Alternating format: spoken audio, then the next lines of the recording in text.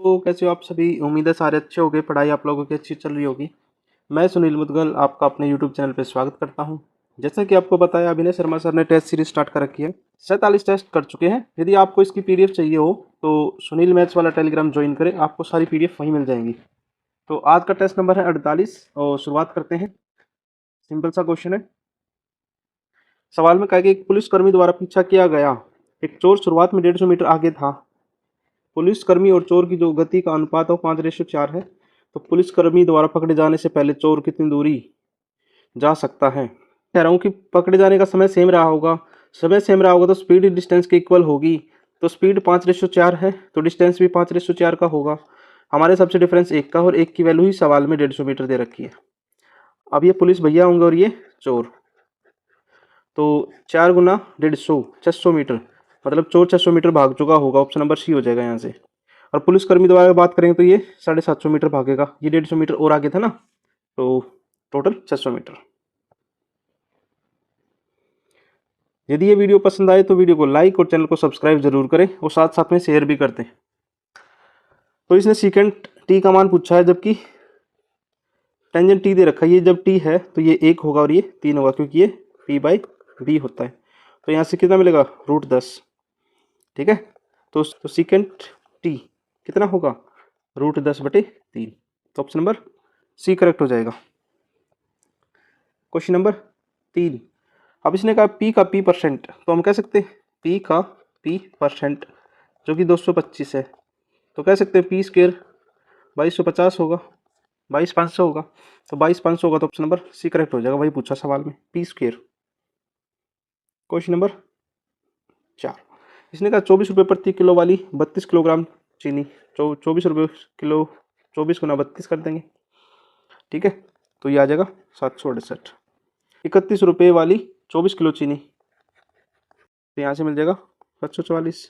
को मिलाया जाए तो मिश्रण की कीमत बतानी है। तो 12, 10 रे 11, 11 14 रे 15, टोटल 1512 और डिवाइड बाई कितना किलोग्राम। जी 32 पहले था, 24 बाद में था, 56 किलोग्राम था। तो कितनी बार डिवाइड होगा, 27 बार डिवाइड होगा। Option number A. देखो कुछ ऑप्शन गलत हो सकते हैं, लेकिन जो मैं कर रहा हूँ करेक्ट आंसर है। ठीक है। Question number 5। अब देखो इसको यहाँ से सोल्व करेंगे तो सबसे पहले तो इसको कर लेते हैं 9। देखो ये डिवाइड है, डिवाइड का क्या हो जाएगा, मल्टीप्लाई हो जाएगा। 3 3 9, 9 में से 3 गया 6।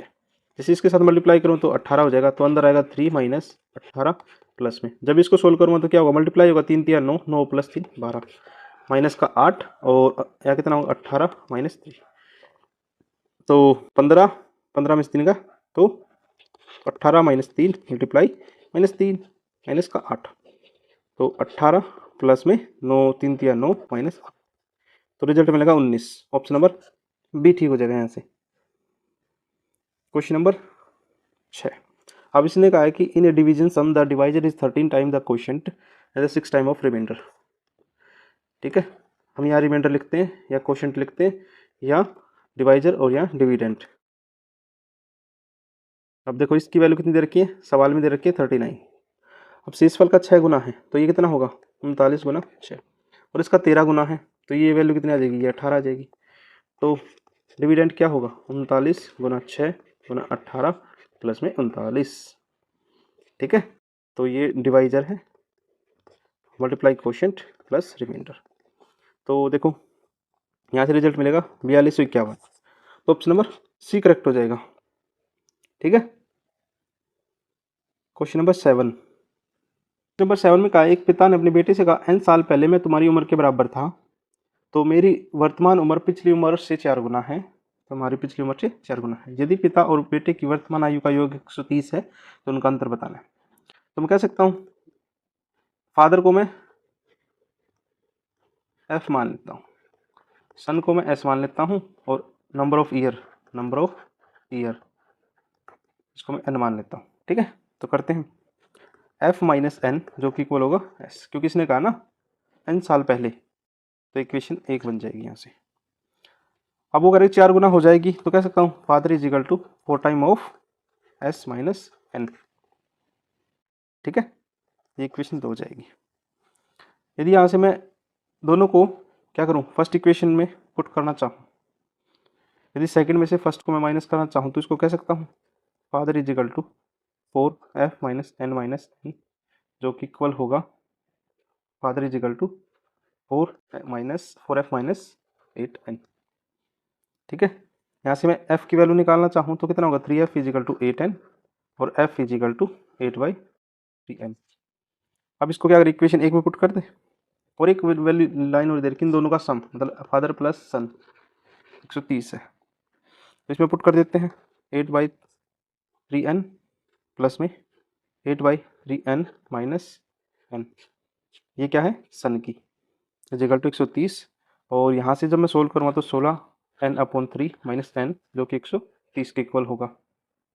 ठीक है, तो यहाँ से मिलेगा 13n इज इक्वल टू 3 × 130, तो 13 से कितना डिवाइड होगा 10 बार, n की वैल्यू कितना है नंबर ऑफ ईयर 30 आ गई। तो यदि फादर की मैं एज की बात करूँ तो 8/3n, तो 8/3 × 30, यहाँ से फादर की एज आ जाएगी 80 और सन की एज आएगी 50। दोनों का डिफरेंस पूछा है तो डिफरेंस कितने का आ जाएगा, डिफरेंस आ जाएगा 30 ईयर का। ठीक है, क्वेश्चन नंबर 8, एक साल पहले बी की आयु ए की आयु की दोगुनी थी, तो ए और बी जब ये 1 था तो ये 2 था, एक साल पहले था, और 9 वर्ष के बाद 4:3 हो जाएगा, 3:4। हमारे सबसे डिफरेंस कितने का, एक का, जबकि सवाल में कितने का 10 साल का, क्योंकि 1 साल तो ये था और 9 साल बाद में थे, तो 2 की वैल्यू 10 है तो 1 की वैल्यू 5 आ जाएगी, तो इसका मतलब 5 दूनी 10 साल का रहा होगा और ये 5 साल का। यहाँ पर कितने का, एक साल बाद जोड़ देंगे तो 10 और 1 11। अभी सम कितना हो जाएगा, total sum 6 + 11 17, option number C. Question number 9 आसान है, अलजेब्रा का क्वेश्चन है। हम यहाँ से पहले इसको सोल्व कर लेते हैं, हो जाएगा x² + 1 is equal to 15x। अब इस इक्वेशन में भी ऐसा ही कुछ निकाल लेते हैं, तो इसको कह सकते हैं, तो यदि मैं 7 कॉमन निकाल दूँ तो क्या बचेगा x² + 1 और माइनस का 9x, ऐसे नीचे सेम निकाल दे x² + 1 माइनस x। अब ये वैल्यू पुट कर देते हैं, तो ये कितना हो जाएगा 7 × 15x minus 9x, 15x minus x, तो ये कितना होगा 15 × 7 = 105, 105 में से 9 गया 96x/14x, तो x कटेगा 2 से 7 बार, 2 से 48 बार, तो रिजल्ट बचेगा अपना 48/7, ऑप्शन नंबर सी करेक्ट हो जाएगा। ठीक है, क्वेश्चन नंबर 10, क्वेश्चन नंबर 10 में कहा है 10 छात्रों का औसत वजन आधा किलोग्राम बढ़ जाता है जब 51 किलोग्राम वाले एक छात्र को बदल दिया जाता है, तो 51 किलोग्राम बदल दिया मतलब 51 तो होगा ही होगा। अब 10 छात्रों पे आधा किलोग्राम और बढ़ गया तो 5, तो टोटल 56 किलोग्राम हो जाएगा जो नया स्टूडेंट आएगा। ठीक है, क्वेश्चन नंबर 11, 2015 से 18 तक बी प्रकार की कारों का उत्पादन, यदि बी प्रकार की कारों का उत्पादन की बात करूं तो ये हो जाएगा 2590, और इसका एवरेज की बात करूं जब मैं 4 से डिवाइड करूंगा तो जो रिजल्ट मिलेगा वो मिलेगा 647.5। ठीक है, लेकिन यदि इसने कहा कि ए और सी का, ए प्लस सी का, ए का टोटल उत्पादन की मैं बात करूं हो जाएगा 3300 प्लस, और सी की बात करूं तो 4050, टोटल सम की मैं बात करता हूं तो ये हो जाएगा 7350। अब एवरेज की बात करूं तो कितना होगा 4 से हो जाएगा, 4 से डिवाइड करें तो रिजल्ट मिलेगा 918.75।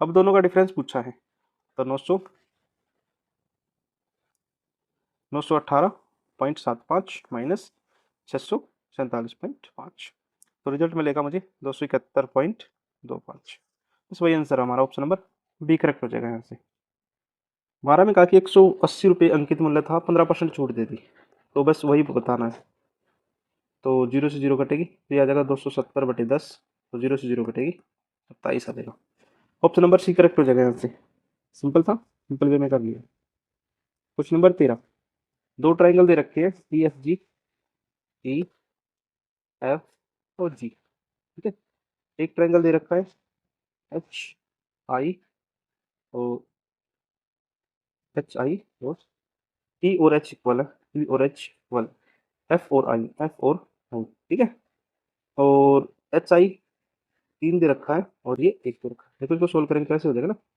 EF/HI इज इक्वल टू 3, और F ये 9 दे रखा तो ये कितना हो जाएगा, ये 27 हो जाएगा, क्योंकि ये इसका 3 गुना है, ये भी 3 गुना हो जाएगा, ऑप्शन नंबर बी करेक्ट हो जाएगा।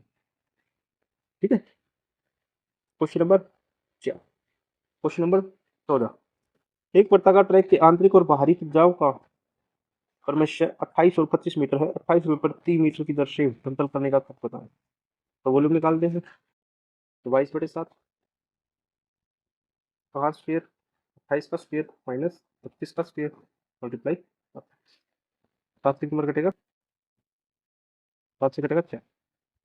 तो 22 गुना एक बार जोड़ देते हैं, एक बार घटा देते हैं इस इक्वेशन को। तो 3 मल्टीप्लाई 53 मल्टीप्लाई 4। अब देखो 4 2 या 6 6 3 18 18 चौक 72, 2 लास्ट में आना चाहिए। तो 2 एक के ऑप्शन में है, तो वही हो जाएगा हमारा आंसर।